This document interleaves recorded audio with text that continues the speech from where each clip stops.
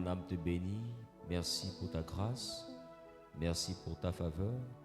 Prends contrôle par ton esprit et fais-nous du bien. Au nom suprême de Jésus-Christ de Nazareth, j'ai prié.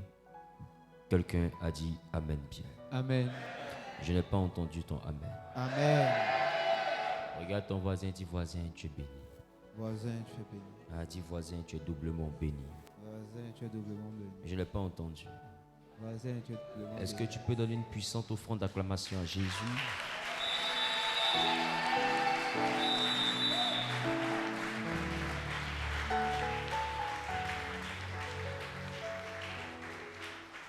Ta grâce m'a trouvé tel que je suis, sans valeur, mais pour toi, perle de prix. Ta grâce m'a trouvé. Grâce m'a trouvé tel que je suis, Sans valeur, mais pour toi, perle de prix. sans valeur, mais pour toi, perle de prix. Ta grâce m'a trouvé. Grâce m'a trouvé tel que je suis, Sans valeur, mais pour toi. sans valeur, mais pour toi, perle de prix. Ta grâce m'a trouvé.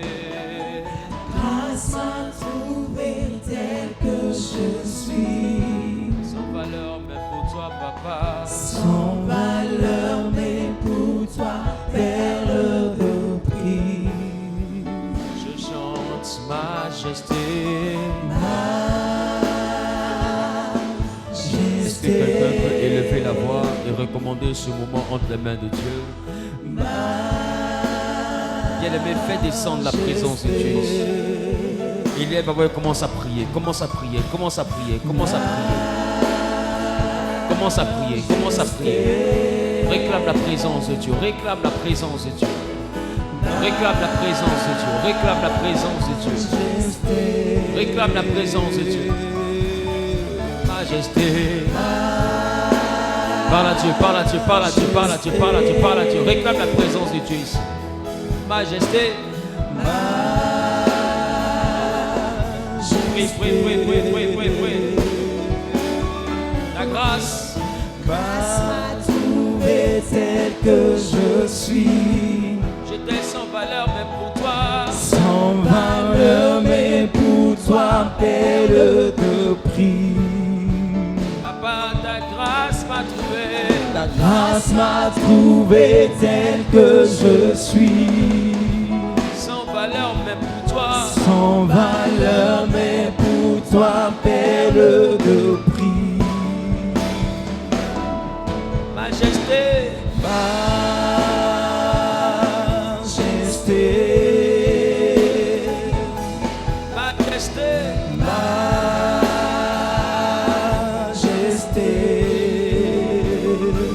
Majesté.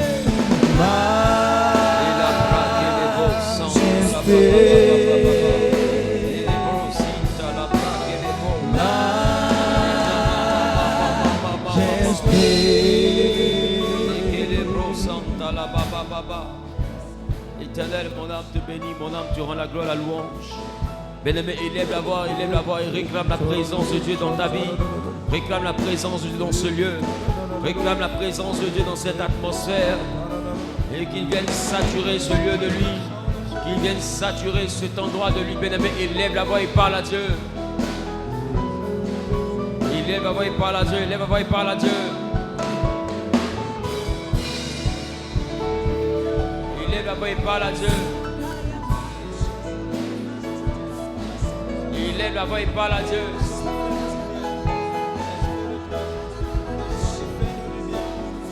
Prie, prie, prie, prie, prie, prie, prie, prie, prie, prie. Grâce m'a trouvé tel que je suis, sans valeur, mais pour toi, perle de prix. Par ton amour, je suis transformé en présence de ta majesté.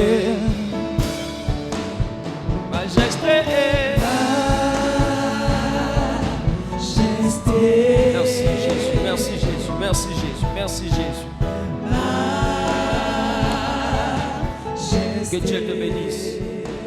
Mets-toi dans la présence de Dieu, s'il te plaît. Recevez mes salutations au nom suprême de Jésus-Christ. Asseyez-vous, s'il vous plaît.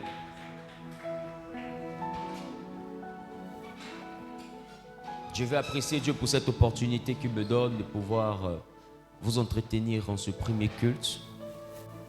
Aujourd'hui, dimanche 14 juillet 2024, par la grâce de Dieu, Dieu nous a conservés en vie, Dieu nous a gardés et je veux vraiment lui rendre gloire, louange et élévation. Amen.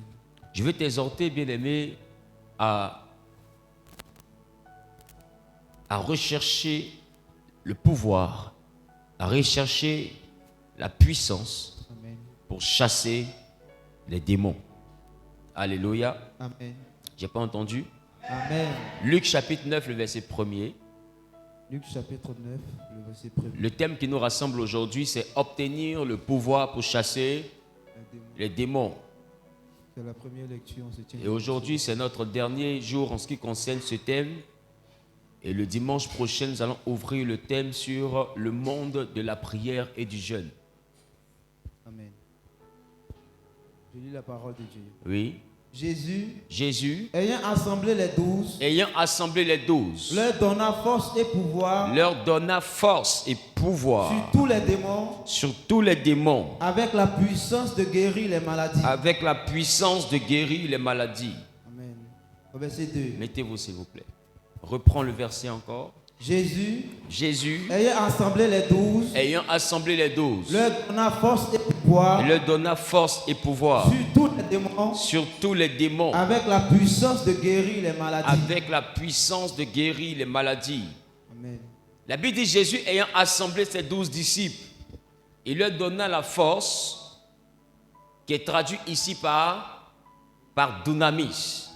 Il leur donna la force, il leur donna le dunamis, il leur donna l'habilité, il leur donna la capacité, il leur donna la puissance pour chasser les démons.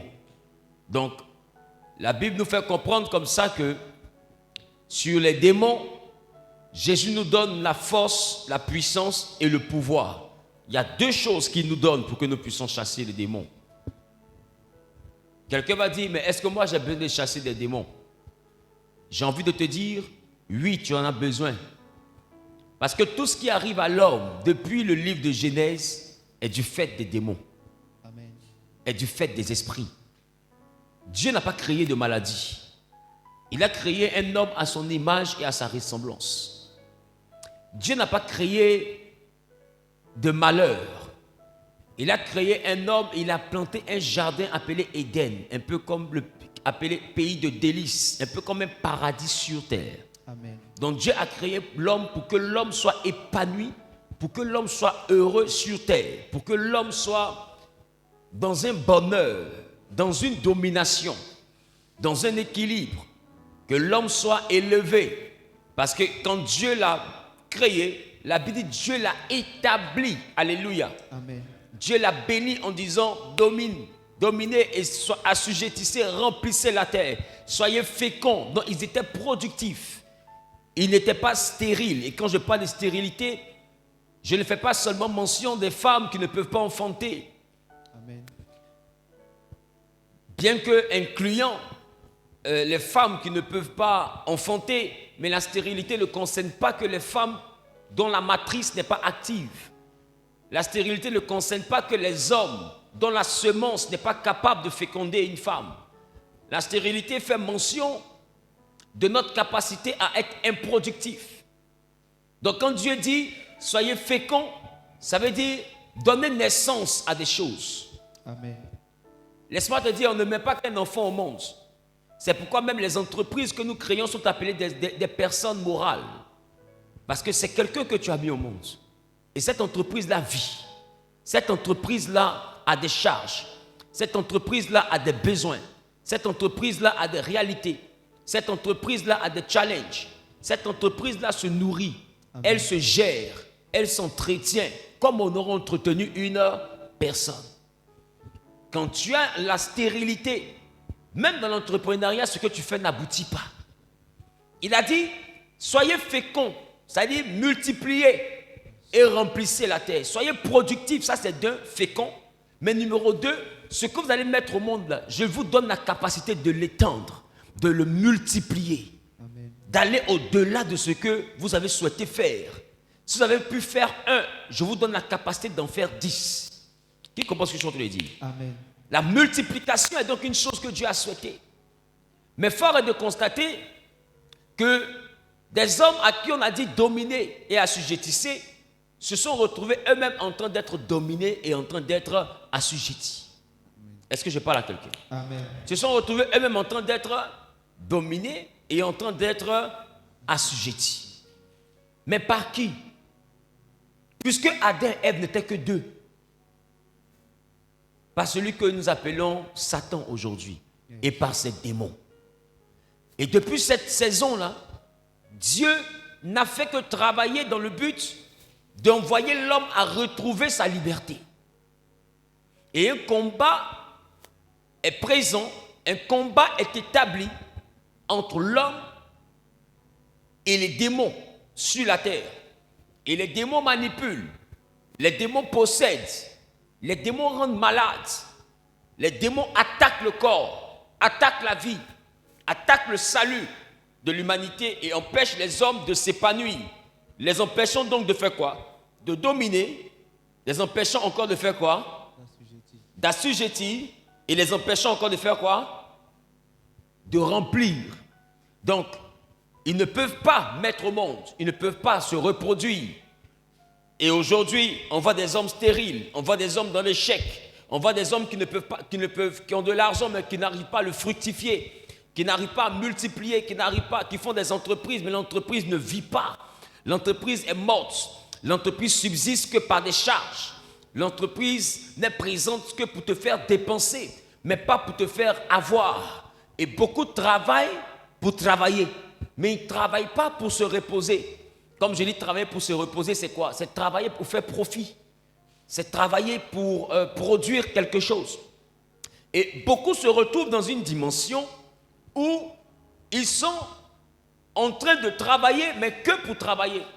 Ils passent par des situations, mais ces situations, en réalité, envoient leur vie professionnelle, leur santé physique, à tourner en rond. Alléluia. Amen. Donne-moi un bon amen, s'il te plaît. Amen. Et ces choses sont du fait des démons. Et la Bible dit que quand Jésus va venir, il va s'accentuer sur l'œuvre des démons. Les démons envoyaient la maladie. Alors qu'est-ce que Jésus a fait? Il guérissait les malades. Les démons envoyaient les infirmités. Qu'est-ce que Jésus a fait? Les boiteux marchaient. Alléluia. Amen. Alléluia. Amen. Les démons possédaient les corps. Alors qu'est-ce que Jésus a fait? Il les chassait des corps. Donc vous voyez que quand Jésus est arrivé, sa cible, c'était les œuvres des ténèbres. Yes. Sa cible, c'était ce que Satan faisait à l'homme. Et il montrait à l'homme qu'est-ce que Dieu avait souhaité qu'il vive si les démons n'avaient pas ce pouvoir sur lui. Amen. Alors ceux qui étaient malades étaient guéris. Alors ceux qui étaient malades étaient guéris. Ceux qui étaient infirmes étaient délivrés de leur handicap. C'est ça? Amen. Étaient délivrés de leur handicap. Après quoi, il y a une autre catégorie, c'est qui encore? Ceux qui étaient possédés étaient délivrés. Et si nous avons connu ce que nous appelons aujourd'hui la mort, mais c'est encore du fait de Satan et de ses démons. Alléluia. Amen. Et Jésus est venu, même les morts sont sortis des tombeaux. Pourquoi? Parce qu'il est venu pour détruire le règne des démons. Amen. Il y a une chose que quand nous sommes intellectuels et que nous manquons de foi, parce que j'ai tendance à dire que l'ennemi de la foi, ce n'est pas le doute. Tiens-toi bien, si tu doutes, tu es encore dans la foi. L'ennemi de la foi, ce n'est pas le doute, frère. Parce que celui qui doute d'une chose croit qu'elle ne peut pas se faire. Qui comprend ce que je suis en train de dire? Amen. Si je te demande, est-ce que tu crois que je peux te donner? Si tu doutes de ma capacité à te donner 10 000 francs, ça veut dire que tu crois que je ne peux pas te donner. Donc le doute, c'est encore une extension de la foi. Le doute, c'est une autre façon d'exprimer notre foi. Le doute, c'est la capacité à croire que la chose n'est pas possible. Donc, l'ennemi, l'opposé de la foi n'est donc pas le doute. L'opposé de la foi, c'est le raisonnement. L'opposé de la foi, c'est l'intelligence. Voilà pourquoi Jésus a dit, le royaume des cieux appartient à ceux qui ressemblent aux enfants. Parce que l'enfant, on ne dit pas qu'il est sans intelligence, mais on parle plutôt de naïveté. L'enfant est naïf. L'enfant a cette capacité-là à croire, a cette capacité-là à accepter. Des fois, son papa n'a même pas un véhicule, mais son père lui dit, je vais t'acheter une voiture. Et puis, il s'en va dire à ses camarades, mon papa va m'acheter une voiture. Est-ce qu'il a dit qu'il va acheter une voiture qui roule sur la route? Il a dit, il va m'acheter une voiture. Et l'enfant croit à ça. Or, des fois, le père même qui est en train de dire, je vais t'acheter une voiture. Des fois, lui-même, il est assis par terre. Des fois, lui-même, il est en train de réfléchir. Il n'a même pas l'argent pour payer la facture d'électricité. Des fois, il ne sait même pas ce que vous allez manger dans une semaine. Mais parce que l'enfant a posé une action qui lui fait plaisir, qu'est-ce qu'il lui dit? Je vais t'acheter une voiture. Donc, tu dois comprendre avec moi que la présence des esprits détruit l'équilibre de la vie de l'homme. Amen. Quand Jésus est arrivé, il s'en est pris à Satan et à ses démons. Il s'est attaqué directement aux œuvres des esprits. Et bizarrement, quand il s'attaquait aux esprits, les maladies disparaissaient. Amen. Bizarrement, quand il s'attaquait aux esprits, les handicaps disparaissaient. Bizarrement, quand il s'attaquait aux esprits, même ceux qui étaient sourds et muets commençaient à parler. Les boiteux commençaient à marcher. Bizarrement, quand il s'attaquait aux esprits, des corps étaient libérés. Comme pour nous présenter que toutes ces choses-là étaient la conséquence de la présence des esprits. Amen. Il y a des choses qui t'arrivent et Dieu se désengage. Il dit on complote contre toi. Mais sache que cela ne viendra pas de moi, dit l'Éternel. Amen. Mais quiconque complotera contre toi tombera sous ton pouvoir. Amen. Je suis venu dire à quelqu'un, quand tu veux aller loin avec Dieu, il faut comprendre que le monde que tu vois n'est pas que physique. Il a aussi une partie invisible. Voilà pourquoi Dieu a créé la terre. La Bible dit elle était informe et vide. Informe et vide veut dire qu'elle n'avait pas de forme cohérente et elle était vide. C'est-à-dire que sans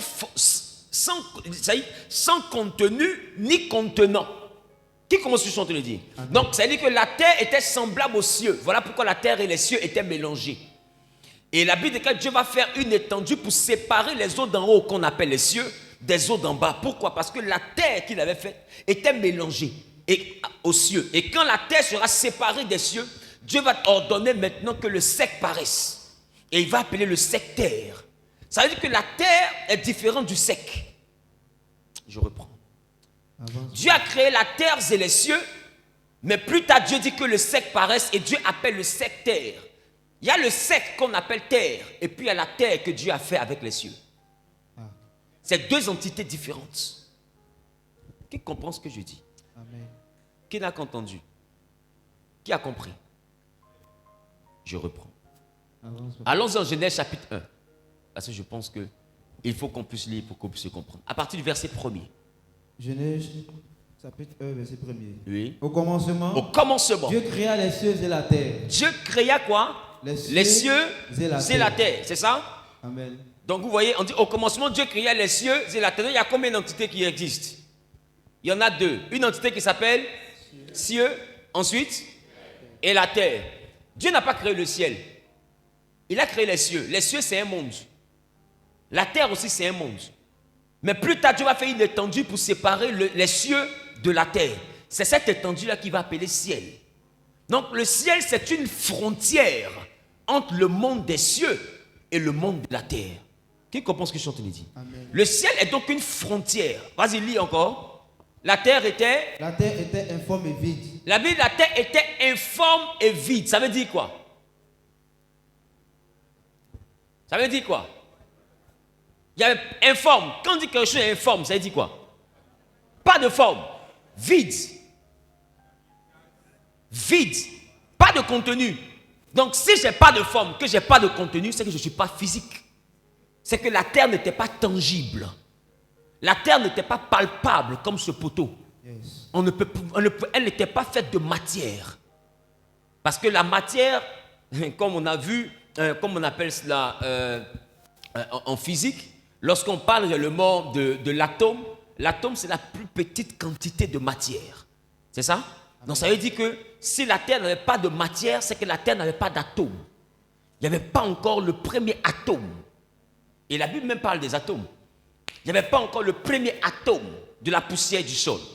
Mais cependant, la terre a existé avant que la poussière et le sable que nous appelons terre aujourd'hui existent. Qui commence à chanter le dire? Amen. Et ce n'est que plus tard, allons-y lire encore. Il y avait des ténèbres à la surface de l'abîme. Allons au verset 3. Au verset 3. Oui. Dieu dit, oui, que la lumière soit, et la lumière fut. Allons-y.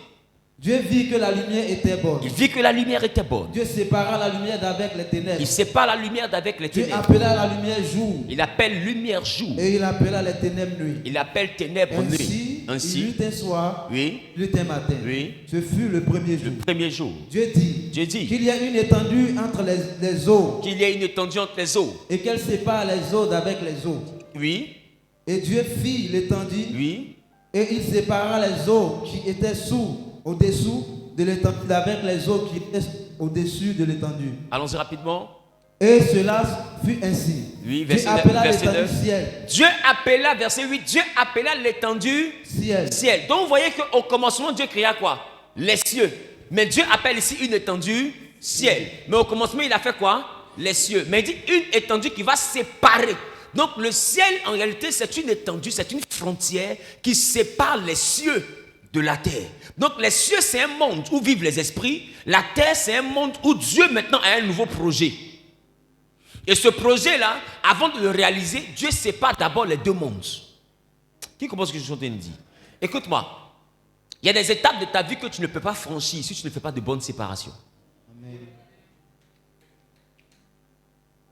Je reprends. Dieu, pour créer, n'a pas créé dans le tohu-bohu. C'est pourquoi quand on parle de informe et vide, l'hébreu parle aussi de tohu-bohu. Ce qui veut parler de cacophonie, de mélange. Il y a des choses que tu ne peux pas voir si ta vie est mélangée, si tout n'est pas classifié. Ce n'est pas tout le monde qu'on appelle ami. Il faut avoir des compartiments. Yes. Où tu sais que celui-là, je l'appelle ami. Celui-là, je l'appelle frère. Il y a même des frères qu'on n'appelle pas frères. Yes. Parce qu'ils ne sont pas frérables. Il faut avoir des compartiments. Et puis il y a des amis qu'on appelle frères. Parce que la Bible dit que le bon ami, dans les moments difficiles, il se révèle comme étant un frère. Non, il y a des amis qu'on appelle frères. Et il y a des frères qu'on n'appelle pas frères.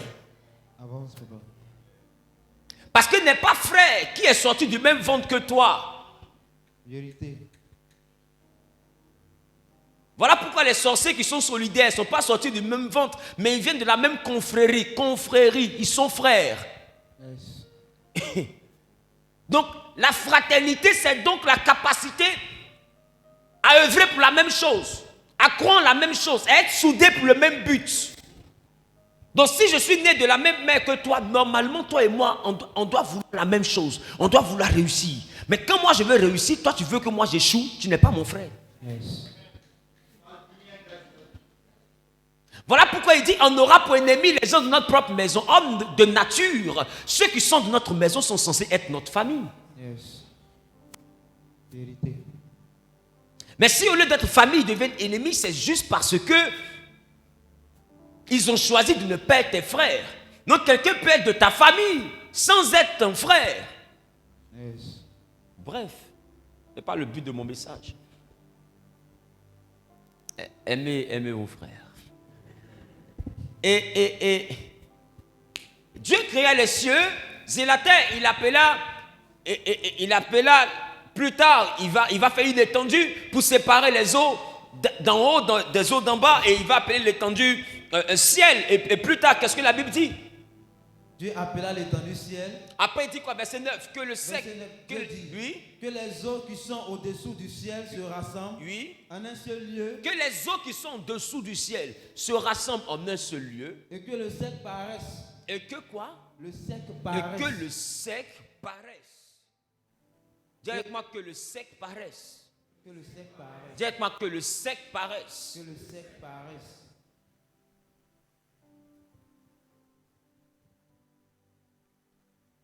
Et que le sec. Paraisse. Dis avec moi que le sec paraisse. Que le sec paraisse. J'ai pas entendu. Que le sec Dis avec moi paraisse. que le sec paraisse. Que le sec paraisse. Écoute-moi. Et Dieu appela quoi? Cela fut ainsi, verset 10. Verset 10. Dieu appela le sec terre Dépêche-toi, tu vas te marier. Oui. et il appela la mer des eaux mers. Donc Dieu appela le sec terre. Dis avec moi le sec terre. Le sec terre. Dieu appelle le sec terre. Mais au commencement, Dieu a créé quoi? On dit et il a créé les cieux et Dieu appela le sec. Donc il y a quelque chose qui est appelé terre et puis il y a quelque chose qui est la terre. Avance, papa. Je reprends. Il y a donc quelque chose qui est appelé terre, qu'on appelle le sec. Et puis il y a quelque chose qui est la terre, qui n'est pas forcément sec. Ah, avance, papa. La terre, elle est informe et vide. Maintenant, le sec est appelé terre. Donc la terre elle-même, elle est spirituelle. Mais le sec est appelé terre. Donc ce que nous appelons la terre là, n'est pas la terre, c'est le sec. La terre en elle-même, elle est informe et vide. Elle n'a pas de matière. La terre est un endroit où vivent les esprits. Voilà pourquoi l'homme, pour être en équilibre avec la terre qui est esprit, qui est spirituel, voilà pourquoi la terre a réussi à se mélanger aux cieux. Parce que les cieux, c'est le monde de vie, le lieu de vie des esprits. Si les deux endroits ont réussi à faire un seul et même endroit, c'est parce que les deux habitants sont identiques. Avance, papa. C'est parce que les habitants des cieux et les habitants de la terre sont identiques.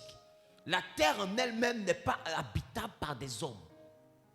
La terre en elle-même, elle est habitable par des esprits. Avance, papa. Est-ce que je peux commencer? Avance, papa. La terre en elle-même n'est pas habitable par des hommes. Elle est habitable par des esprits. Parce qu'elle est informe et vide. Comme les cieux, elle n'a pas de forme, elle n'a pas d'atome. Et maintenant, cette terre-là, Dieu va faire apparaître quelque chose qu'on appelle le sec. Yes. Et c'est par rapport au sec que Dieu va nous faire un corps. Pour que nous soyons capables de marcher sur le sec. Mais en réalité, nous marchons en même temps sur le sec, mais en même temps, nous sommes acteurs de la terre informe et vide. Yes. Voilà pourquoi quand tu rêves, tu n'es pas sur le sec, tu es sur la terre informe et vide. Quand tu rêves, ce que tu vois dans le rêve, de fois on te tape là-bas, tu te réveilles, la trace est sur ton corps. Pourquoi c'est sur ton corps? Pendant que ton corps était couché sur un lit. C'est parce que tu étais dans un rêve réel. Tu n'étais pas en train de rêver sur la terre qu'on appelle sec, mais tu étais en train de rêver sur la terre informe et vide. À chaque fois que tu rêves, tu quittes le sec pour aller sur la terre informe. Voilà pourquoi dans ton rêve, les choses ne sont pas tangibles. Tu ne peux pas te réveiller matin puis dire voici le rêve, je l'ai attrapé, il faut le regarder. Il n'a pas de forme, il n'existe que dans le monde spirituel. Enseigne. La véritable terre n'est pas physique, elle n'est que spirituelle. Et quand on dit que malheur à la terre et à la mer, selon Apocalypse, car Satan est descendu à milieu d'une grande colère, sachant qu'il a peu de temps. Les gars, quand on se promène à Paris, on ne voit pas Satan dans les rues. Yes. Parce qu'on se promène sur le sec. Yes. Alors c'est sur quelle terre il a été précipité alors? Il a été précipité sur la terre informe et vide. Sur la terre que Dieu a créée, pas le sec. Donc tu dois comprendre que la terre a deux compartiments. Il y a une antichambre qu'on appelle informe et vide. Et puis il y a l'endroit où nous vivons qu'on appelle le sec. Le sec, c'est l'endroit où vit le corps. Qui comprend ce que je dis? Amen. Le sec, c'est l'endroit où vit le corps. Et puis, la terre, c'est l'endroit où vit l'esprit des corps. Voilà pourquoi quelqu'un peut être là, il est arrêté, et puis quelqu'un va dire, on l'a déjà tué. Mais ils l'ont déjà tué en sorcellerie, là. Est-ce qu'on l'a tué physiquement? Sur la terre, là où il y a le sec, est-ce qu'on lui a mis une arme sur la tête? Est-ce qu'on l'a égorgé? Mais est-ce que c'est vrai qu'on l'a tué? Quelqu'un va dire non, c'est pas sûr, peut-être qu'ils racontent leur vie. Mais un autre sorcier d'un autre village vient, s'il te regarde, il va dire, mais lui là, ses parents l'ont déjà tué. Comment il fait pour être d'un autre village et puis lui, il sait que tes parents t'ont déjà tué? On t'a dit là-bas qu'on l'a déjà tué. Alors il est mort où? Puisque sur la terre, qu'est-ce qu'on appelle le sec, il est en vie. Il est mort sur la terre informe et vide. Et tout ce qui meurt sur la terre informe et vide, il n'y a qu'une question de temps pour que ça meure sur la terre qu'on appelle le sec. Qui comprend ce que je dis? Amen. Voilà pourquoi les choses sont d'abord spirituelles avant d'être physiques. Parce qu'avant que quelque chose n'arrive sur la terre qu'on appelle le sec, la chose d'abord arrive sur la terre qu'on appelle informe et vide. Amen. Voilà pourquoi on arrive à avoir des visions. On arrive à avoir des visions parce qu'en réalité, la vision, de fois, c'est une captation. La capacité à capter une information de la terre informe. Parce que l'information passe là-bas. C'est un peu comme si nous vivons la rediffusion. L'information passe là-bas et se rediffuse ici. Donc quand tu as la vision, tu vois là-bas et tu dis aux gens, voici ce qui va arriver ici. Et ils ne comprennent pas, mais dans 2 mois, ils vont te comprendre. Pourquoi? Parce que la chose est déjà accomplie dans la terre informe. Mais comme ce n'est pas encore devenu physique, donc ce n'est pas encore arrivé sur la terre sec, qu'on appelle le sec. Qui comprend ce que je suis en train de dire? Amen. Qui comprend ce que je suis en train de dire? Amen. Donc tout dépend de la fréquence à laquelle tu vis. Amen. Maintenant, les démons opèrent dans le lieu qu'on appelle la terre informe et vide. Alléluia. Amen. Qui est là? Amen. Qui aime ce qu'il entend? Les démons opèrent dans le lieu qu'on appelle la terre informe et vide. Donc frère, si tu veux être capable de monter à un autre niveau, il te faut être conscient de la vie qu'on appelle la vie sur la terre informe et vide. Ta vie ne se limite pas qu'au manger et au boire. Le manger et le boire sont des éléments indispensables pour l'équilibre de ton corps sur la terre qu'on appelle le sec. Mais pour vivre dans la terre informe et vide, il te faut une dimension qu'on appelle dunamis, la puissance. Si tu n'as pas de puissance, tu ne peux pas vivre sur la terre informe et vide. Parce que le dunamis, la puissance, c'est l'unité de mesure des esprits. Tous les esprits en eux sont dunamis, puissance. Amen. Voilà pourquoi Jésus, en Luc, qu'on a vu tout à l'heure, Luc chapitre 9, verset 1, il a dit, il appela ses disciples et il leur donna la force, le pouvoir, la puissance, le dunamis. La force, le dunamis et le pouvoir sur tous les démons. Parce que dans le monde spirituel, ce que nous appelons force physique ici est appelé puissance là-bas. Donc là-bas, ce n'est pas, pas les muscles. Voilà pourquoi la Bible dit là-bas, ce n'est donc ni par la force, ni par la puissance, ce n'est pas l'esprit. Quand on parle de force, on parle de la capacité musculaire ici. Yes. Donc le monde spirituel, ce n'est pas une affaire de muscles. Tu peux même mettre un enfant au monde, mais cet enfant peut être plus aiguisé que toi spirituellement. Amen. Tu peux être plus vieux, mais un enfant de 15 ans peut te descendre spirituellement. Parce que là-bas, il est musclé. Ce n'est pas une affaire de je suis musclé, non. C'est une affaire de capacité dans le monde invisible. Dans la terre informe et vide, vous devez comprendre que chacun est un peu comme un super-héros. Je peux commencer mon message? Avance, papa. Chacun est un peu comme un super-héros. Je vous donne cette image pour que vous puissiez assimiler super-héros à super-pouvoir. Parce que qui parle de dynamisme parle de pouvoir, parle de puissance, de capacité, de quelque chose que Dieu a donné à ton esprit comme une habilité. Une chose que toi seul es capable de faire. Tu es une race rare, tu es une personne unique. Tu es un prototype que Dieu a pris le temps de façonner à son image et à sa ressemblance. Maintenant ma question, c'est quelle partie de lui Dieu a regardé pour te faire? En réalité, quand la partie qu'il a regardé pour se faire, en réalité cette partie n'a pas de faiblesse. Pourquoi? Parce qu'elle revêt la force de ce côté. Je reprends. Avance. Tu as en toi la force du côté que Dieu a regardé pour faire. Je reprends. Si on veut faire des êtres à l'image de l'éléphant, ok, et que je fais un être à l'image de l'ivoire de l'éléphant, cet être-là aura une force. Vrai ou faux? Yes. Ça sera quoi?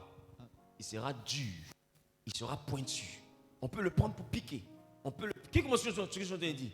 On peut le prendre pour faire beaucoup de choses à cause de sa rigidité. C'est ça? Amen. Maintenant, si je prends quelqu'un pour le faire à l'image de la trompe, il ne sera pas dur, il sera souple. Mais il y a des choses que celui qui est dur ne pourra pas faire. Il y a des endroits où il ne pourra pas aller, que le souple pourra faire. Yes. Pourquoi? Parce que c'est dans son dynamisme, c'est dans ses possibilités. Mais l'autre, à cause de sa rigidité, ce n'est pas dans ses possibilités. Comment est-ce que je suis en train de dire? Amen. Mais tous ces éléments-là sont faits à l'image de qui? À l'image de l'éléphant. Donc, quand tu es fait à l'image de Dieu, tu es fait selon un fragment de Dieu. Et ce fragment de Dieu-là, en réalité, te donne une puissance qui vient de Dieu. Voilà pourquoi Éphésiens peut dire à celui qui peut faire, par la puissance qui agit en nous. Quelqu'un dit par la puissance qui agit en nous. Ah, j'ai pas entendu. J'ai pas entendu. Par la puissance qui agit en nous. Ah, quelqu'un n'a pas bien dit. Il dit à celui qui peut faire. Par la puissance qui agit en nous. Par la puissance qui agit en nous. Par la puissance qui agit en nous. Éphésiens chapitre 3, le verset 20. Éphésiens 3, 20. Oui. Or, à celui qui peut faire, par la puissance qui agit en nous, infiniment au-delà de tout ce que nous pouvons demander ou pensons. Regarde. Il dit, Dieu peut faire par quoi? Par la puissance qui agit en toi, infiniment au-delà de ce que tu peux demander. Donc, tu vois que ce que tu demandes n'est rien par rapport à ce que Dieu peut faire. Entre ce que tu demandes, c'est quoi? C'est dans la prière, n'est-ce pas? Mais il dit, ce que lui veut faire, c'est infiniment au-delà. Il n'a pas dit c'est au-delà. Il dit infiniment au-delà. C'est-à-dire que ta prière a trop sous-estimé ce que lui, il peut faire. Ta prière a trop sous-estimé ce que lui, il peut faire. Parce que lui, il peut faire là, c'est infiniment, c'est très loin de ce que toi tu demandes. C'est à des années-lumière de ce que toi tu demandes. Maintenant, il dit, il peut faire ça, mais par la puissance qui agit. Il n'a pas dit par la puissance de son esprit. Il dit par la puissance qui agit en nous. C'est-à-dire il y a une puissance qui agit en toi, qu'on appelle dunamis. C'est-à-dire en fonction de ce qu'il t'a donné, il y a quelque chose que lui peut faire au-delà de ce que tu imagines. Il t'a donné un esprit et cet esprit a une capacité. C'est pourquoi quand on parle de dunamis, on parle aussi d'habilité, on parle de talent.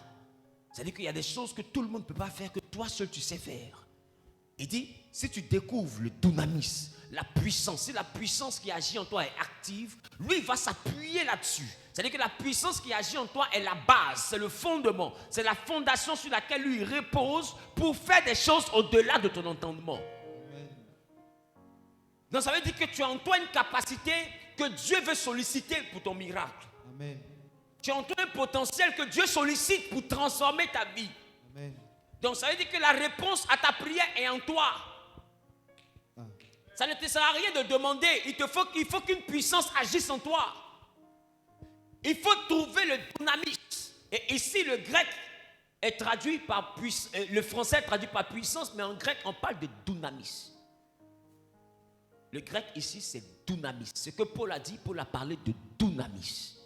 Une puissance, un talent, une habilité. Alléluia. Amen. Alléluia. Amen. Maintenant, je suis venu te présenter rapidement en 15 minutes comment développer dunamis. Avance. Qui est d'accord avec ça? Amen. Qui est d'accord avec ça? Amen.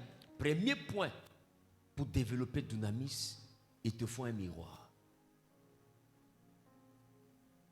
Il faut écrire, arrête de me regarder, ce n'est pas de mysticisme. Amen. Il te faut un miroir. Amen. Dis à ton voisin, il me faut un miroir. Il me faut un miroir. Dis à ton voisin, il me faut un miroir. Il me faut un miroir. Tu sais, la base de ta petitesse spirituelle, c'est ton appréhension. C'est ton appréhension. Qui comprend ce que je dis? Amen. Ah, j'aime la parole de Dieu. Dis avec moi, il me faut un miroir. Il me faut un miroir. Allons-y rapidement en 2 Corinthiens chapitre 3, le verset 18. Il te faut effectivement un miroir. 2 Corinthiens chapitre 3, le verset 18. Oui. Nous tous qui, la Bible dit, nous tous qui, le visage découvert, contemplant comme dans un miroir, la gloire du Seigneur, nous sommes transformés en la même image, de gloire en gloire, comme par le Seigneur l'Esprit. Non, je ne comprends pas bien ce que tu as dit, Moi, j'ai un problème. Essaie, s'il te plaît, de redire.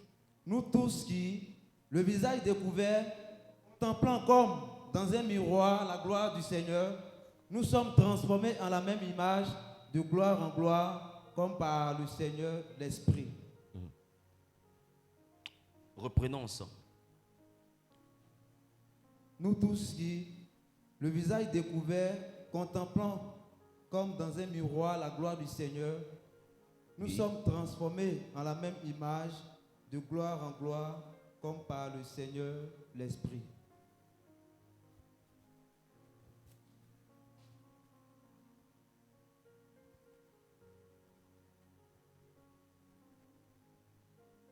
Qui vient de voir ce que j'ai vu?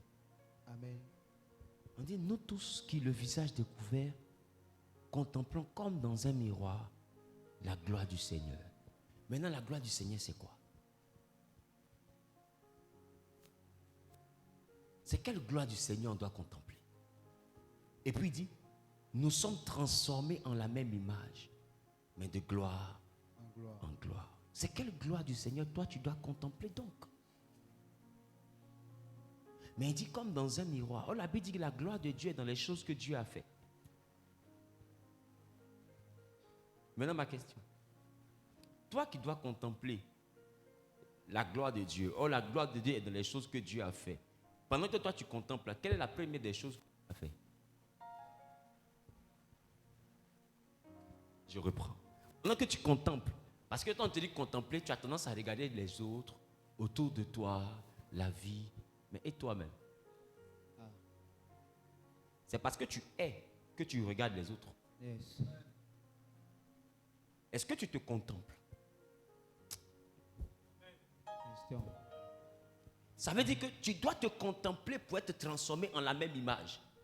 Alors, qu'est-ce que tu dois contempler alors? Il y a quelque chose en toi donc que tu dois retrouver. C'est pourquoi il dit il est plus proche de toi que ton propre vêtement. Et il dit il est en toi. Oh, il dit il va agir par la puissance qui agit en toi. Maintenant, on dit tu dois contempler comme dans un miroir pour te transformer en la même image. Il te faut un miroir pour développer Dunamis. Yes. Le miroir va te permettre pas de regarder les autres, mais de te regarder toi-même. Amen. Quand quelqu'un veut développer Dunamis, ce qui se passe dans la vie des autres n'est plus son problème. Dunamis se développe d'abord quand on commence une introspection. Donc, numéro 1, quand quelqu'un veut développer Dunamis, ce qui se passe dans la vie des autres n'est pas son problème. Ça, c'est 1. Numéro 2, quand quelqu'un veut développer Dunamis, j'ai dit numéro 1 quoi? Ce qui se passe dans la vie des autres n'est pas son problème. Numéro 2, quand quelqu'un veut développer Dunamis, au-delà de ce qui se passe dans la vie des autres n'est pas son problème. Quand quelqu'un veut développer Dunamis, il prend le temps de s'observer et il prend le temps de faire de lui-même sa propre priorité. Ne cherche pas à développer les autres, cherche à te développer. Tu sais, tu ne peux pas aider les pauvres si tu restes pauvre toi-même. Vérité. Quelqu'un a dit, si je grandis, je vais aider les pauvres. Et puis quand il a grandi, il a vu que c'était lui-même le pauvre.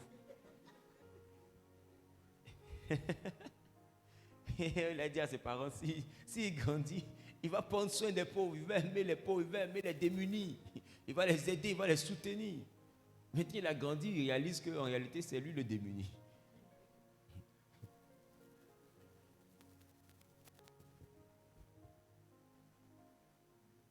Tu ne peux pas développer Dunamis si tu ne fais pas une introspection. Avance pas.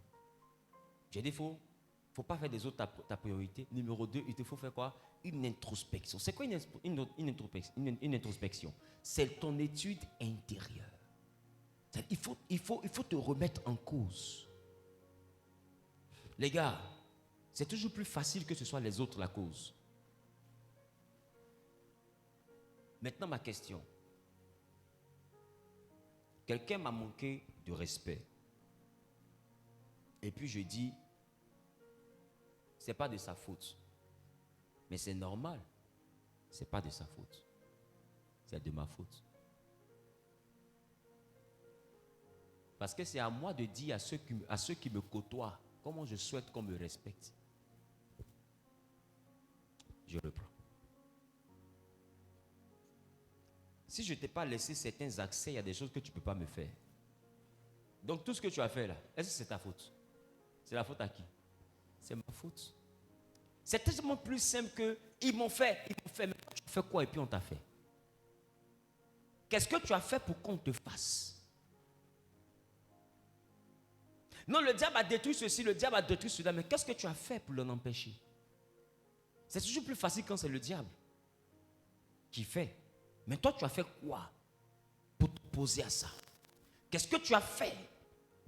C'est à cause des sorciers que je ne réussis pas à mon bac. Qu'est-ce que toi, tu as fait pour réussir à ton bac? Est-ce que c'est le sorcier qui a joué la PlayStation? Non, c'est à cause des sorciers que je n'arrive pas à économiser. Maintenant, ma question, est-ce que c'est le sorcier qui a porté la chaîne? Tu n'as pas économisé, c'est parce que tu as acheté une chaîne. Est-ce que c'est sur le cou du sorcier? La perruque là, est-ce que c'est sur la tête du sorcier? Les sacs Chanel, est-ce que c'est dans le placard du sorcier? Maintenant, pourquoi tu dis que c'est le sorcier qui a fait que je n'ai pas économisé? C'est ça le problème que j'ai avec l'église africaine. C'est que c'est toujours les autres le problème. C'est toujours les autres la source de nos malheurs. On regarde toujours, c'est eux, c'est jamais nous. Mais quand tu dis à quelqu'un, quand tu dis c'est eux, mais écoute-moi bien, il y a un doigt qui montre ce que tu pointes du doigt, ce que tu indexes. Il y a 3 doigts qui t'indexent toi-même. Parce que si c'est eux, c'est parce que c'est d'abord toi. Qu'est-ce que tu as fait pour qu'eux ils aient cette victoire sur toi? Pour développer Dunamis, il te faut une introspection. Il ne faut pas toujours lancer la pierre aux autres. Il faut être capable toi-même de t'observer puis de tirer toi-même ta responsabilité de dégager ta responsabilité dans ce qui t'arrive. Amen. Il te faut être capable de t'asseoir toi-même et puis te dire, le diable d'accord, mais en réalité si mon foyer est gâté, c'est parce que je n'ai pas respecté mon mari. Amen. Il faut être capable de dire, le diable d'accord, mais si je n'avais pas frappé ma femme, on était encore heureux actuellement. C'est d'abord parce que je l'ai frappé que mon foyer est détruit. Mais il y en a, ils vont dire, c'est les jaloux. Mais si c'est un jaloux qui l'a giflé, qui comprend ce que je suis en train de dire? Amen. Les gens veulent gâter mon foyer. Bon, est-ce que ce sont les gens qui veulent gâter ton foyer là? Est-ce que c'est eux qui t'ont dit, insulte ton mari? Qui a insulté ton mari? Si tu prenais ton temps pour écouter, tu allais comprendre pourquoi ton foyer se gâte. Si tu prenais le temps de t'observer, tu allais comprendre. Non, mon commerce ne marche pas, mais le peu qui marche, qu'est-ce que tu fais avec? Non, je ne vois pas mon argent. C'est normal, parce que tu n'en as pas beaucoup, et puis tu es toujours au restaurant. Non, tu veux voir l'argent là comment? Déjà, mais ce n'est pas suffisant pour être visible. Ton argent n'est pas suffisant pour être visible, et puis c'est toujours toi qui es en train de chiller. Tu es toujours là en after work. Entre toi, tu ne dois pas faire. Toi, ton work là, il n'y a pas son after. Toi, tu dois work all the time. Tu comprends ce que je te dis? Parce que tes 600 000 là, il n'y a pas son after work. Parce que quand tu quittes au travail, que tu fais after work dans 600 000, avec des charges de 500 000, ton after work te couvre 80 000 par mois, il te reste 20 000. Donc tu ne verras pas où passent tes 600 000. C'est un budget l'after work. La Bible dit malheur au pays dont le roi était un enfant, dont les princes mangent tôt le matin. Obtenir le pouvoir de chasser les démons, c'est aussi la capacité aussi à être responsable. Il faut savoir faire la part des choses. Qu'est-ce qui relève de la responsabilité des démons? Et qu'est-ce qui relève de ma propre responsabilité? Qu'est-ce que moi-même j'ai fait? Amen. Dis entre, qu'est-ce que j'ai fait? Dis à ton voisin, mais j'ai fait quoi? Non, les démons font que je n'arrive pas à me marier. Les démons font que je n'arrive pas à me marier. Mais tous ceux qui veulent te marier te trouvent avec des SMS d'un autre gars. Est-ce que c'est le démon qui a... Est-ce que c'est le démon? C'est le démon qui a donné ton numéro. Je parle à quelqu'un. Amen.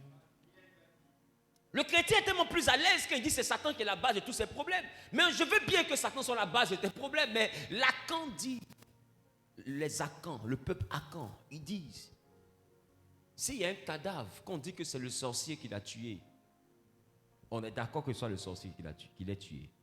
Mais demandez à celui qui est couché là, qu'est-ce qu'il a fait et puis il est couché là.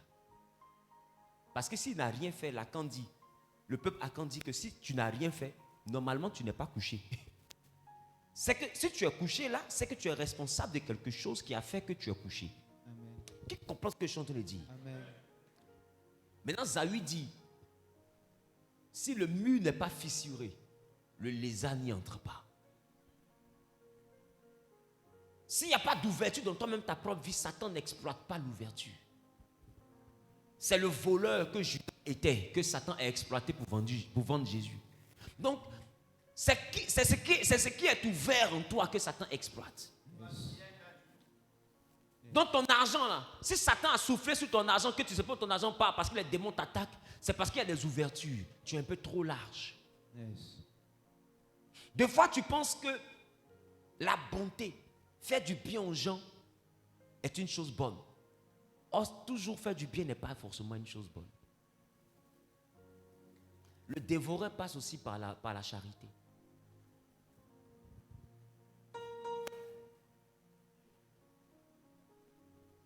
Il faut faire la différence entre la bonté et la gentillesse. Avance ou pas?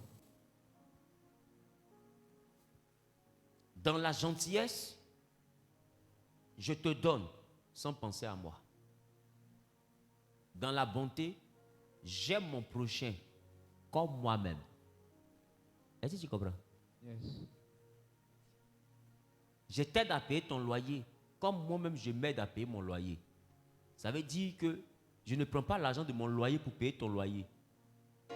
Si je t'aime pour payer ton loyer, je dois d'abord me mettre en première position pour payer moi-même mon loyer d'abord. Quand mon loyer est payé d'abord, je paye ton loyer.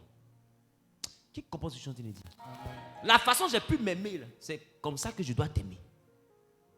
Donc, je n'ai pas le droit de t'aimer plus que moi.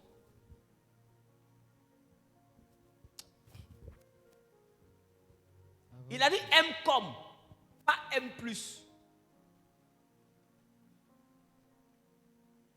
Pas aime moins, aime comme. C'est-à-dire, ne fais pas pour les autres ce que tu n'as pas encore fait pour toi. Voilà pourquoi tu finis toujours à pleurer, pas pleurer.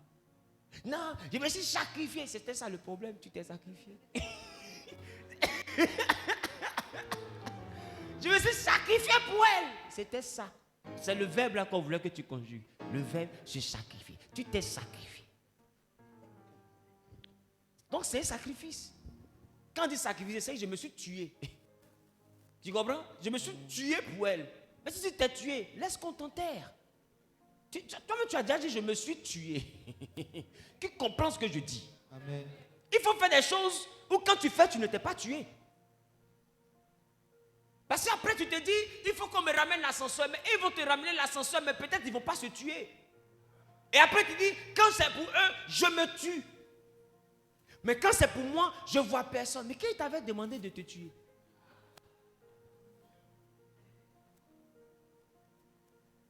Je reprends. Demande à ton voisin, qui t'avait demandé de te tuer?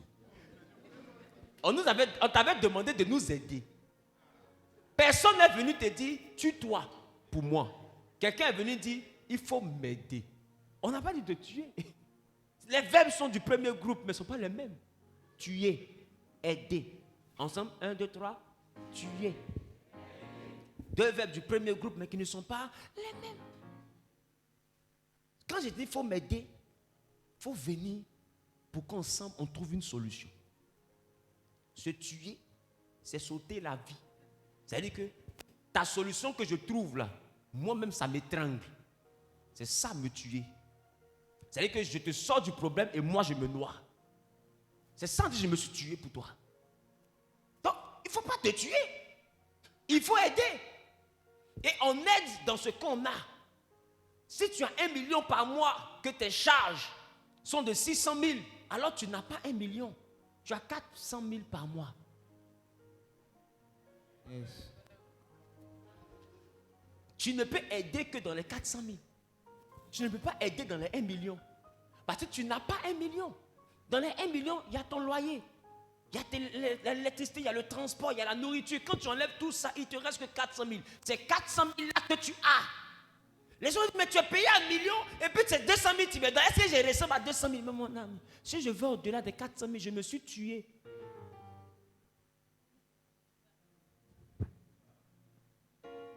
Je veux aujourd'hui que tu te regardes dans un miroir. Voilà pourquoi la Bible dit, nous qui à visage découvert, contemplons comme dans un miroir. Le problème c'est qu'on contemple les autres, on ne regarde pas le miroir. Il faut te regarder dans le miroir.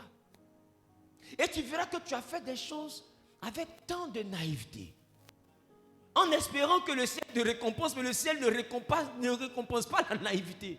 Le ciel récompense la bonté. Or, la bonté, ce n'est pas ce qui est bien. La bonté, c'est ce qui est juste. Tu aides les autres à aller à l'école. Et tes enfants sont-ils scolarisés?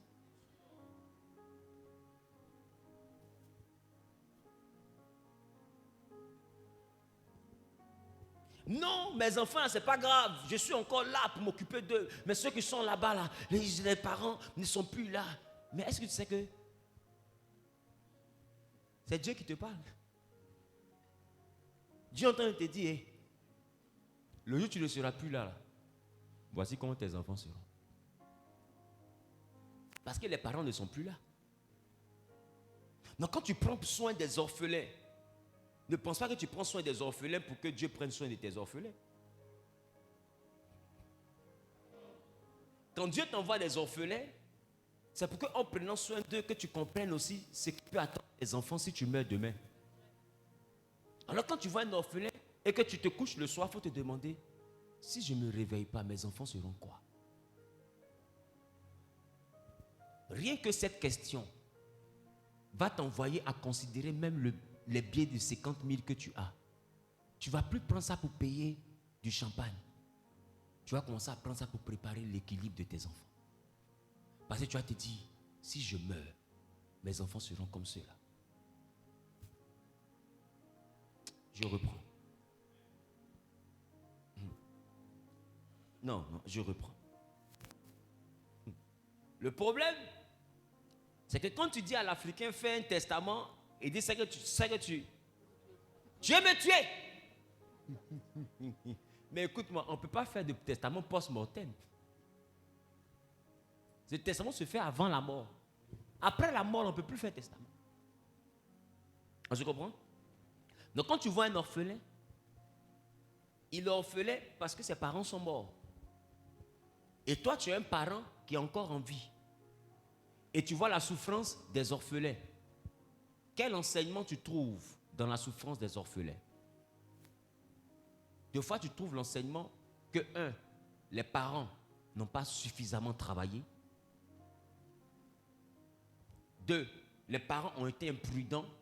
Et tu as souvent entendu les orphelins dire, non, mon papa, là, il faisait du bien aux gens partout. Maintenant qu'il est mort, là, on ne nous aide plus. Quand tu entends ça, ça dit quoi? Il ne faut pas te comporter comme son papa. Sinon, tu vas aider tout le monde. Le jour où tu mourras, personne ne va aider tes enfants. C'est ce que l'orphelin est en train de te donner comme prédication. Je ne sais pas si je parle à quelqu'un. Amen. Des fois, l'orphelin te ramène un autre message. C'était un enfant de riche. Et puis le papa est mort. Aujourd'hui, l'enfant est par terre. Ça veut dire, toi qui es riche, il faut éduquer tes enfants à gérer ta richesse. Parce que s'ils ne savent pas gérer ta richesse, ils vont dilapider ton argent et puis ils seront comme ça. Ça, c'est un. Mon papa avait l'argent. Et puis quand il est mort, les oncles ont bloqué tout. Toi qui es encore en vie, c'est dit qu'il faut commencer à regarder tes frères. Il faut commencer à prévoir un plan B pour ne pas que quelqu'un bloque les biens de tes enfants. Ce qui vient à toi doit t'envoyer à te regarder dans un miroir. Le problème, c'est que tu te dis que ça n'arrive qu'aux autres.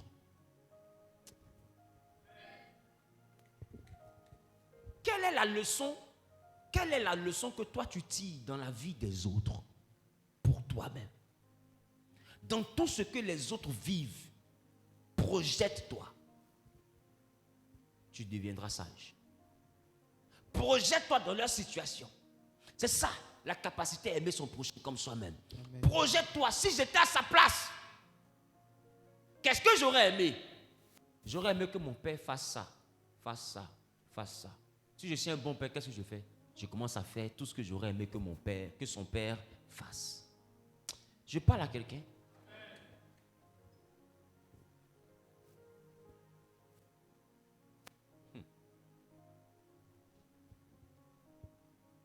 Dis avec moi le miroir. Le miroir. Il est bon d'accuser le diable. Mais il y a une autre chose qui est tout aussi bonne, c'est la capacité à t'observer dans un miroir. Alléluia. Amen. Parce que tu prends ce qui t'appartient. Tu prends ce qui t'appartient. Et tu te retrouves à aller en vacances. Par-ci, par-là. Tu vis une vie où tu te joues les dangereux. Or, en réalité, toi-même tu es en danger. Jusqu'à, tu dis aux gens, garde la monnaie. Oh, je te dis que tu as besoin de cette monnaie. Qui comprend ce que je suis en train de dire? Maintenant, tantôt garder la monnaie. Un modèle fou dans ça, comme ça. Et les 2000 là même. Oui. C'est ça qu'on attendait. On attendait la période où tu allais demander où sont les 2000. Mais tu t'es comporté comme quelqu'un qui n'a plus besoin de 2000. 2000 c'est quoi? Donnez-le. Mais aujourd'hui, on cherche l'argent du sel. Tu ne trouves plus. Il faut te connaître. Voilà le résumé. Il faut te connaître. Quand tu es l'enfant du singe, là, tu sais que dans la forêt, ton papa n'a pas maison, il a branche. Donc, en fonction de sa branche, là, tu sais comment t'asseoir. Il faut te connaître. Et il faut te fixer un style de vie rattaché aux objectifs que tu veux atteindre. Voilà pourquoi la Bible ne soit pas envieux. Ne sois pas une photocopieuse. Mes amis ont fait, je veux faire. Vous n'avez pas la même manière de voir, vous n'avez pas les mêmes objectifs. Encore pire, vous n'avez pas les mêmes grâces. Ton ami peut avoir une saison de prospérité dans son étoile qui peut durer sur 20 ans. Pendant 20 ans, il est productif. Toi, ta prospérité ne peut durer que 10 ans. Écoutez, l'homme ne prospère pas tous les jours de sa vie. L'homme prospère pendant une saison et gère ce que Dieu lui a donné pendant la saison de sa prospérité. C'est ce qu'on appelle les 2 rêves de Pharaon. Le temps où tu rêves de l'abondance et le temps où tu utilises l'abondance pour survivre dans la famine. Tu comprends? Donc, si tu ne travailles pas maintenant pour te garantir une abondance avec ta tête, demain, tu vas chercher la subsistance avec tes muscles. Je reprends.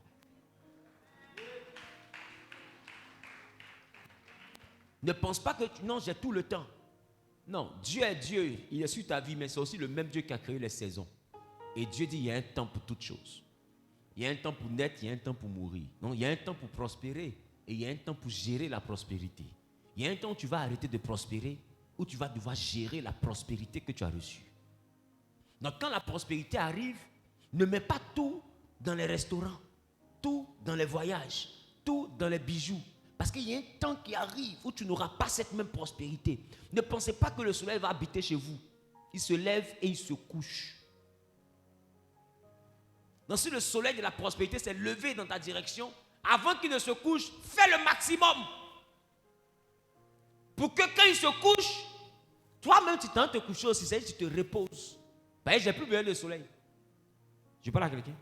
Imagine quelqu'un à qui Dieu a fait grâce.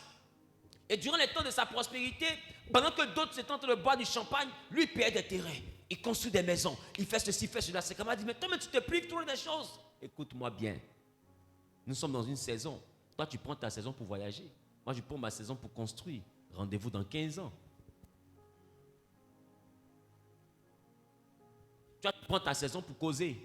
Tu prends ta saison pour aller prendre 2 pots. Oh, mais 2 pots, c'est quoi? Joe, 2 champagnes, c'est rien. On touche combien?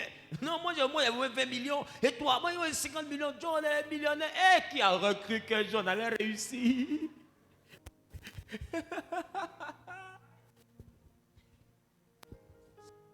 Question, tu as réussi. Si on t'a demandé, Tu as réussi. Mais tu n'as pas encore traversé la rivière. La réussite, là, c'est à tes 60 ans qu'on va savoir. C'est à tes 50 ans qu'on va savoir. C'est à tes 55 ans, tes 48 ans qu'on va savoir. Et il y en a qui ont joué avec l'argent. Et aujourd'hui, quand tu les regardes, c'est l'odeur de l'argent qui est restée sur les habits. Sinon, l'argent même est parti. Donc, quand tu vois le tonton là, tu sens que c'est un tonton qui a connu la vie. Il a le goût du luxe. Tu vois?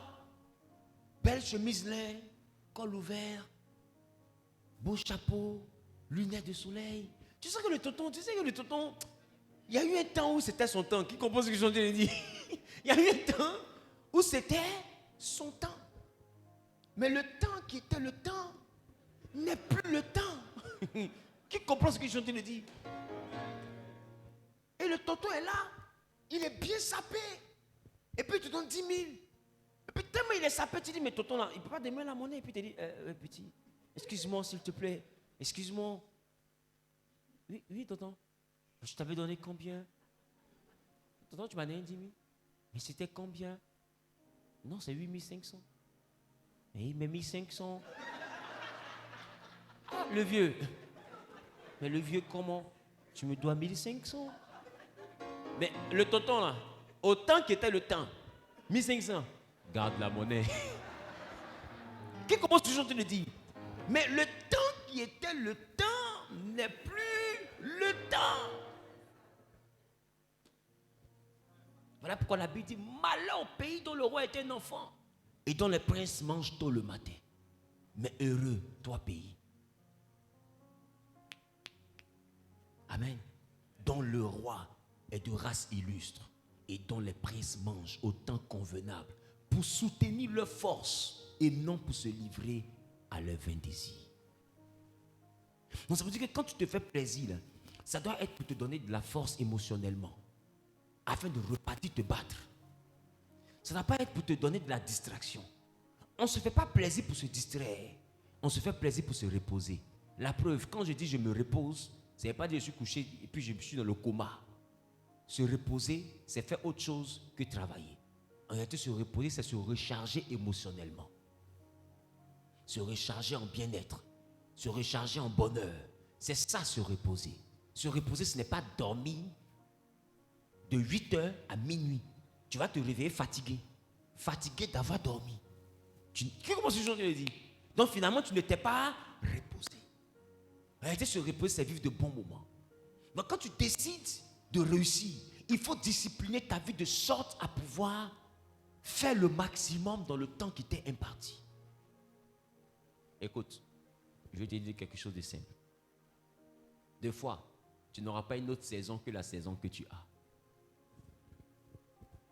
Ou tu dis non, j'attends le temps où Dieu va me visiter. Il est déjà en train de te visiter. Il n'y aura pas un autre temps. Et il y a un temps où il ne va plus te visiter. Parce que rappelle-toi, ce n'est pas tous les jours avoir 500 000 était facile. Aujourd'hui, c'est devenu 500 000, c'est quoi? Ça peut changer la vie de qui? Mais il y a un temps où 500 000 était ta prière. Et je dis non, quand Dieu a me donné 1 milliard, c'est là qu'il est en train de me visiter. Mais hier, tu n'avais pas 500 000. Aujourd'hui, tu as 500 000 francs. Tu prends ça comme une somme vulgaire. Est-ce que tu ne penses pas que Dieu est déjà en train de te visiter? Parce que hier, tu priais. Pour n'avoir que 500 000. Tu étais dans la chambre de ton père. Et si j'ai 1 million par mois? 1 million. Mais il n'y a pas l'homme pour moi. Maintenant, tu as 1 million par mois. Au lieu de bien gérer, tu t'es endormi dans une maison de 600 000. Et puis quand Dieu va me visiter, le temps qui arrive, mais écoute, le temps qui arrive, c'est les 1 million. Ta capacité à bien gérer les 1 million va te rendre milliardaire. Dieu ne te donne pas souvent un arbre, des fois il te donne une semence. Voilà pourquoi il a donné la parabole du semeur. Les semeurs n'avaient pas des arbres, chacun avait des graines. Et les graines ont produit en fonction de là où chacun a jeté sa graine. D'autres ont jeté leurs graines dans des épines. La Bible dit les graines ont voulu croître, mais les épines ont étouffé les graines. D'autres ont jeté leurs graines dans les cailloux. Les gens ont voulu croître, mais il n'y avait pas suffisamment d'espace pour prendre racine. Et les cailloux ont tué les graines. D'autres ont jeté leurs graines sur le chemin. Et des gens ont foulé le pied. Quand tu jettes ta graine sur le chemin, c'est quand tu prends ton argent pour aider tout et n'importe qui. Tu jettes ta graine sur le chemin. Mais les gens vont fouler ta graine au pied. Quand les gens ont des problèmes, ils vont connaître ton numéro. Quand ils n'auront plus de problème, ils vont oublier ton numéro. Parce qu'ils vont fouler ta graine. Or, ce que tu prends pour les aider là, c'est ta sueur. C'est ta graine. Je parle à quelqu'un. Et tu prends ça, tu dis non, demain, quand j'essaie là, j'essaie de prêt pour vous, mais mon pied. Tontine, c'était un choix. C'était pas tontine. C'était pas je t'aide, tu m'aides. Sinon, on allait faire un contrat d'entraide. C'est-à-dire que le jour où je venais demander de l'aide, tu aurais fait signer un contrat qui m'engage à t'aider le jour où tu as un problème. C'est pas un contrat d'entraide. Je ne sais pas si je parle à quelqu'un. Il faut bien gérer ta saison. Ne jette pas ta graine sur le chemin. Et puis demain dit, c'est Satan qui est la base de ma misère. Satan n'est la base de rien. Tu as jeté ta graine sur le chemin. Les gens ont foulé ta graine au pied. C'est que chacun est venu nager dans ton argent. Chacun est venu, il a pris 10 000, il est parti. L'autre est venu, il a pris 30 000. Quand on te demande, j'aide ma famille. Mais quand tu seras plus au niveau que tu es, auquel tu es, tu ne verras aucune famille pour t'aider. Pour mieux aider, toi-même sois à l'abri. Sinon, tu vas aider les cas sociaux et demain, tu seras un cas social. Je reprends. Si tu aides les gens sans être à l'abri, toi-même, sans te mettre à l'abri, tu vas aider les cas sociaux et tu feras de toi un cas social. Tu vas aider les pauvres et tu seras le futur pauvre qu'on doit aider. Et ce qui est bien, c'est que les gens vont te traiter de bête. Ils vont dire, mais elle a eu l'argent. Mais quand elle a eu l'argent ici, là, les mêmes que tu as aidés, là, quand tu viens comme ça, tiens, c'est quand lui, tiens, il semble partager son argent comme ça. Ils vont expliquer ta vie comme si tu mettais ton argent dans le lance-pierre et puis tu jetais. Ils n'étaient pas alignés comme un chapelet pour te expliquer leurs problèmes. Ils vont oublier que c'est eux qui te demandaient. Ils vont parler comme si l'argent n'avait pas de valeur pour toi. Et dès qu'on te bip net 100 000, te bip net 200 000, te bip net 300 000. Ils vont parler de ta gentillesse avec une telle vulgarité, une telle légèreté que tu vas te demander, mais ne sont-ce pas ceux-là que j'ai aidés? Ne jette pas ta semence sur le chemin. Les hommes vont fouler ta semence au pied. Ne jette pas ta semence dans un endroit rocailleux. Le salaire que Dieu te donne, le bénéfice qu'il te donne, ne mets pas ça dans un endroit rempli de pierres. C'est quoi l'endroit rempli de pierres? Tu prends ton argent pour aller entretenir des copines. Mon ami, si tu sais pourquoi tu dois entretenir ta femme, ben c'est ta femme. Une go, en anglais, allez. Go. Allez, dis avec moi, go. Allez. Donc la go, elle va s'en aller. Mais la femme et tes enfants vont rester. Donc quand tu as 2 millions et que tu donnes 100 000 à ta femme, mais tu donnes 500 000 à ta femme, est-ce que toi-même tu t'aimes? Tu donnes 500 000 à quelqu'un qui va s'en aller. Et tu donnes 100 000 à quelqu'un qui va rester. Voilà pourquoi quand la personne s'en va, tu restes seulement qu'avec banane et puis piment. Parce que c'est ce que tu as laissé là. C'est ça que tu vas venir trouver. Et tu offres voiture à quelqu'un qui se promène dans la rue. Et ta femme elle-même, elle est dans Yango. Elle ne sait pas que son mari a l'argent pour payer voiture. Et tu payes voiture quelqu'un qui a fait BBL. Et toi, tu sens à te poser la question. Tu penses que tu fais du mal à quelqu'un d'autre. Mais c'est à toi que tu fais du mal. Tu fais magasin pour quelqu'un que tu ne peux pas marier, que tu ne vas pas marier. Mais magasin, c'est 30 millions. Mais 30 millions moins ton argent. Non, c'est rien. Mais c'est l'ensemble de tout ce qui n'est rien là qui fera de toi quelqu'un qui ne sera rien.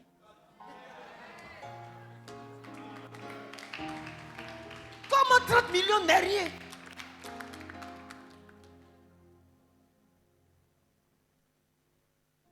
Comment vois-tu 15 millions n'est rien? Comment vois-tu 10 millions n'est rien? Écoute, mais 10 millions c'est le sujet des prières de quelqu'un.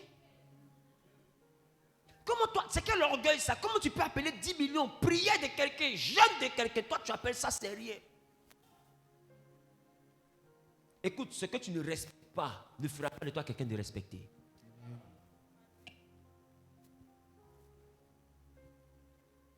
C'est pourquoi Jésus appelait ceux qu'il a mis à côté de lui, il les a appelés les disciples. Parce que pour marcher avec Jésus, il faut être discipliné. Tout n'est pas une question de diable. Des fois, tu es désordonné. Ta vie est une pagaille. Ta vie est un tohu-bohu. Où tes finances ne sont pas classifiées. Ta vie n'est pas ordonnée. Quelqu'un rentre comme ça dans ton argent, il peut enlever 300 000 à n'importe quelle période. Tu dois être capable de dire aux gens, pour ce mois-là, mon budget est atteint. Si je peux t'aider, c'est le mois prochain ou le mois prochain. Mais je te dis que c'est urgent. Mais je te dis que je n'ai pas. Parce que tu es ordonné. Même Dieu, tous les jours on prie là, il t'a donné. Ce n'est pas le temps. Dieu même nous répond par rapport au temps. Donc il faut apprendre à mettre tes parents dans un temps. Qui comprend ce que je dis? Mets-les dans un emploi du temps. Parce que même Dieu là, il t'exauce selon le temps. Pas tout le temps. Donc quand on vient, non, on a besoin de telle chose. Le mois prochain. Non, on a besoin de telle chose. Cette semaine, je ne peux pas. Dans 2 semaines, je peux. Mais tu as ça, il faut donner. J'ai ça, c'est pour faire autre chose. À chaque temps, sa chose. Et à chaque chose, son temps. Toi, je te programme. En septembre. Mais je serai déjà mort. Je prendrai pour t'enterrer. Mon ami. Sinon, les hommes qui sont milliardaires, là, leur maison allait devenir microfinance. Comment tu fais pour comprendre que la cour de Drogba est vide?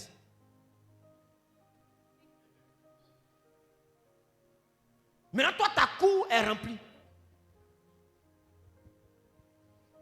Mais c'est parce que Drogba s'est donné une discipline de vie.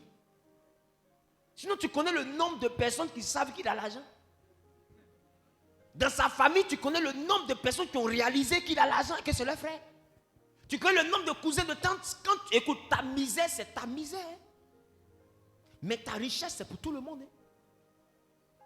Mets ça dans ta tête. Ta misère, c'est ta misère. Ta richesse, c'est notre argent. Il faut que ce soit d'abord clair. Donc, tant que tu es riche, tu es pour nous. Quand tu es pauvre, c'est pour toi. Voilà pourquoi dans ta pauvreté, personne ne fait enquête pour savoir comment t'enrichir. Mais quand tu es riche, chacun présente son problème pour savoir comment t'appauvrir. Donc, c'est à toi de comprendre. Et les riches l'ont compris. Ils n'aident pas tout le monde. Parce que s'ils aident tout le monde, il n'y aura personne pour les aider. Tu penses qu'aider tout le monde, c'est te faire du bien? Ce n'est pas te faire du bien. Fais ce qui est juste. Programme un budget pour le soutien. Et puis le reste là, soutiens-toi. Je parle à quelqu'un. Amen. Sinon demain, on va t'appeler mon papa avec l'argent. Vérité. Demain, on va t'appeler mon papa avec l'argent. Est-ce que je parle à quelqu'un? Amen. Dis à ton voisin, discipline-toi. Discipline-toi. Dis à ton voisin, discipline-toi. Discipline-toi. Donc que la paix et la grâce soient avec vous. Amen. Mais la première dimension, comme je vous ai dit aujourd'hui, il te faut un miroir. Regarde-toi. Et est-ce que ce que tu fais là, est-ce que toi-même ça t'arrange? Ce que tu fais là, est-ce que ça te fait du bien? Ce que tu fais là, ça aide les autres. Ça aide les autres. Mais est-ce que ça t'aide toi-même? Ce que tu fais là, ça fait du bien aux gens. Mais est-ce que toi, tu entends de te faire du bien? Parce que la Bible t'interdit de faire du bien aux autres plus qu'à toi-même. La Bible, il faut les aimer comme toi-même.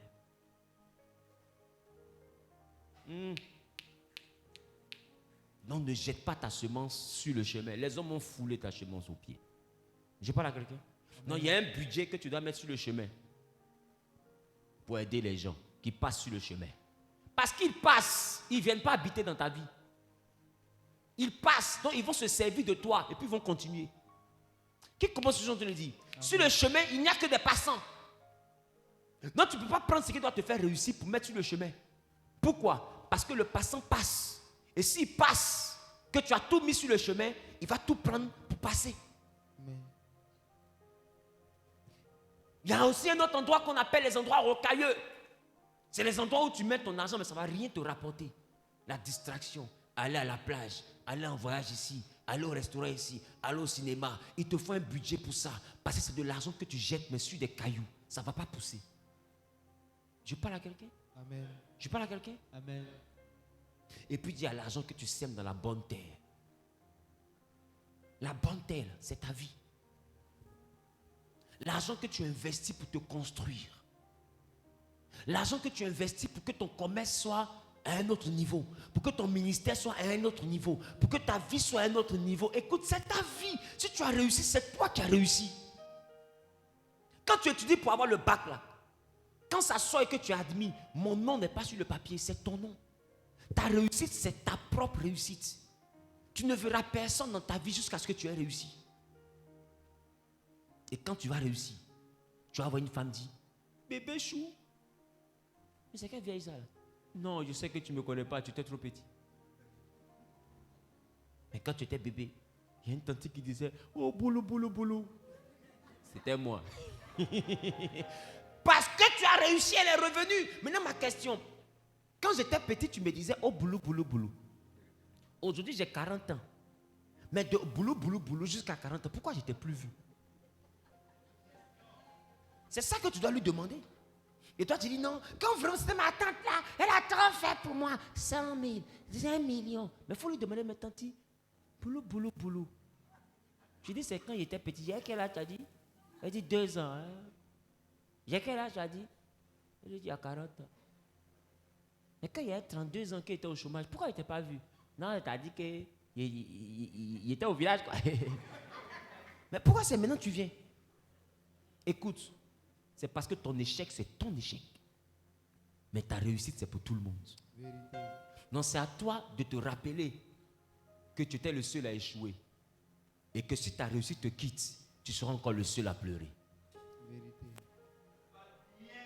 Et tu comprendras ça et tu vas bien gérer ce que Dieu te donne. Amen. Il te faut un miroir. Il dit, nous qui contemplons comme dans un miroir. Tiens-toi debout, on va prier pour que Dieu donne la capacité de bien gérer les choses.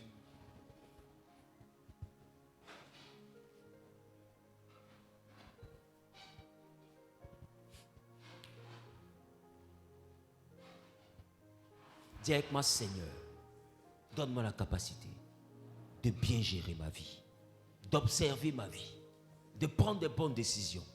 Saint-Esprit, inspire-moi. Parle à Dieu. Parle à Dieu.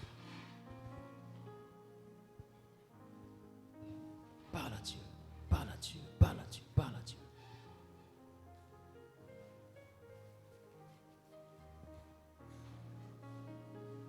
Au-devant de moi, aucune issue. Je ne vois plus de salut. Merci Seigneur pour ta grâce. Espérance des jours. Merci pour ta main puissante.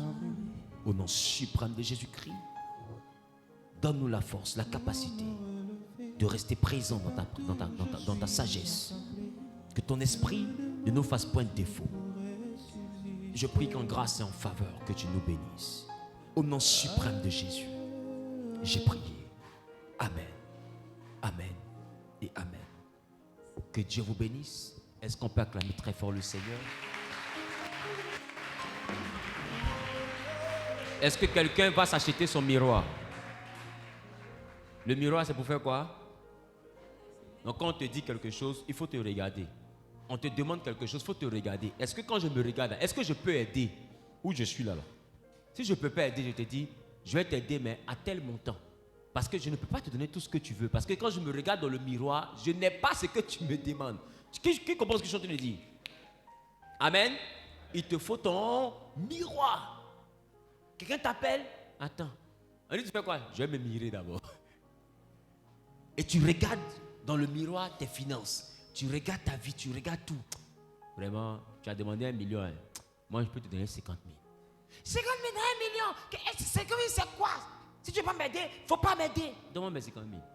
Donne-moi. Parce que je n'ai que 50 000 quand je calcule. Je ne peux pas aller au-delà. Qui comprend ce que je dis? Le reste que tu vas vouloir faire là, c'est l'orgueil. C'est l'orgueil pour montrer que tu es, or tu n'es rien. Pour montrer que tu as un niveau, or tu n'as pas ce niveau. Et tu vas te mettre à vivre au-dessus de tes moyens. Dis à Dieu de donner l'humilité d'accepter ton niveau. Et lève-toi et parle à Dieu. Il lève la voix et parle à Dieu. Il lève la voix et parle à Dieu.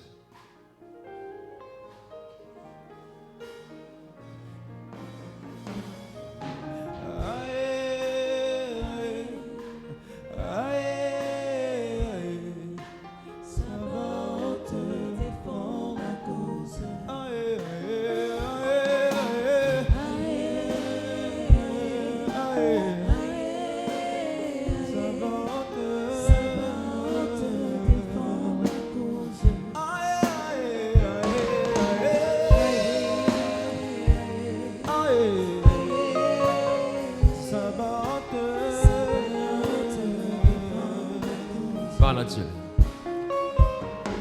Et je prie que Dieu t'exauce. Tu vas prier pour ce dernier sujet. Tu vas demander à Dieu de te faire réaliser ta saison. Parce que des fois tu es dans ta saison, mais toi-même tu ne sais pas que c'est ça que Dieu appelle ta saison. C'est-à-dire que quand Pharaon a rêvé, il a vu 7 années d'abondance. Pour lui, c'était pour rien. Or, c'était sa saison de prospérer. Et cette saison devait couvrir 7 années de famine. Cette famine, c'était une prophétie aussi. Donc, il y a un temps où tu auras l'abondance. Et puis, dans ta même prophétie, là, il y a un temps où tu n'auras plus d'abondance. C'est ce que tu auras fait de ton abondance qui te permettra de survivre dans le temps où il n'y aura pas d'abondance. Dis à Dieu de t'envoyer à comprendre ta saison, à être conscient de ta saison et à savoir bien gérer ta saison. Il lève la voix et parle à Dieu. Prie. Prie parce qu'à des moments, on atteint notre saison. Or, nous sommes déjà dans notre saison. Prie pour que Dieu donne la capacité de réaliser ta saison. La capacité réellement de bien te comporter dans ta saison. Parle à Dieu.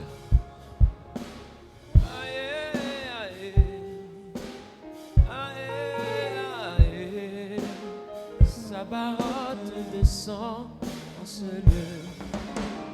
Parle à Dieu.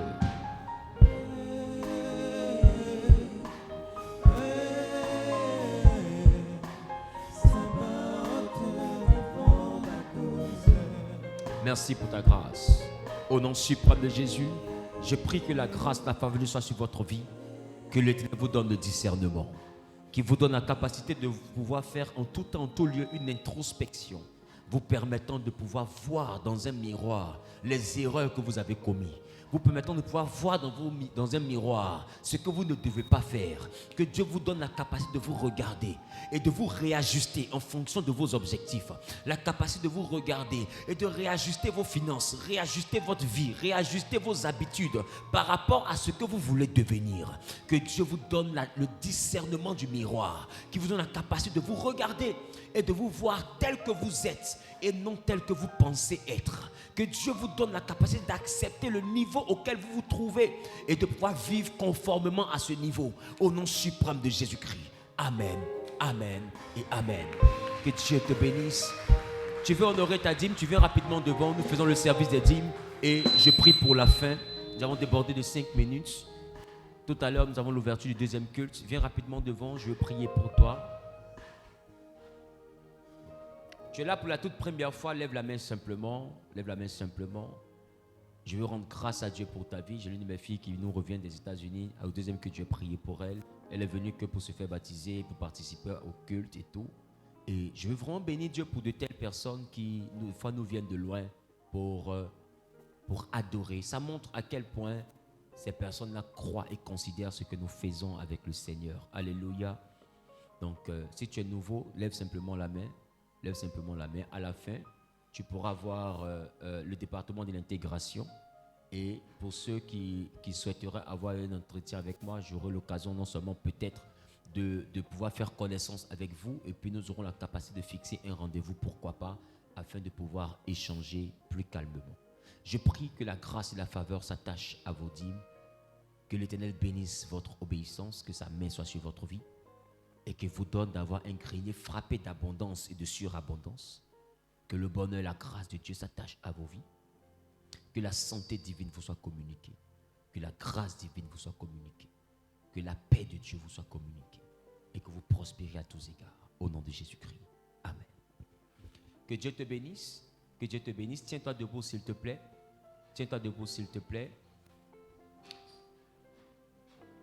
Les nouvelles personnes, vous allez voir tout à l'heure le ministère de l'intégration. Les mains sont levées. Voilà. Et ceux qui veulent me rencontrer tout à l'heure, ministère de l'intégration, vous allez les faire venir au niveau de mon bureau. J'aurai le temps de faire connaissance avec eux et puis après vous allez vous entretenir avec eux. Je prie que ta semaine soit bénie. Je prie que la grâce de Dieu soit sur ta vie. Je prie que la main de l'Éternel soit sur ta vie. Que l'Éternel t'assiste, qu'il te donne le discernement, qu'il te donne la bonne compréhension, qu'il te donne la bonne révélation des chemins que tu dois emprunter et même des personnes que tu dois côtoyer. Que la paix et la grâce de Dieu soient ton partage. Au nom suprême de Jésus, je déclare ta semaine bénie. Je déclare ta semaine prospère. Que les opportunités de Dieu te soient données et que la grâce qui vient de Dieu te soit communiquée en santé, en opportunité, en ouverture de portes, en bénédiction. Et que tout ce que l'ennemi fera contre toi durant cette semaine soit nul et de nul effet. Au nom suprême de Jésus, j'ai prié. Quelqu'un a dit Amen bien. Que Dieu vous bénisse. Je vous souhaite un excellent dimanche. Soyez bénis.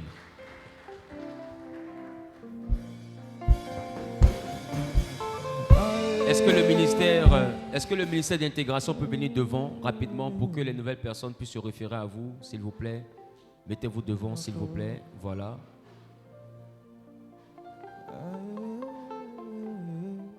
Faites-les venir déjà au niveau de mon secrétariat. Et puis, après, vous allez vous entretenir avec eux.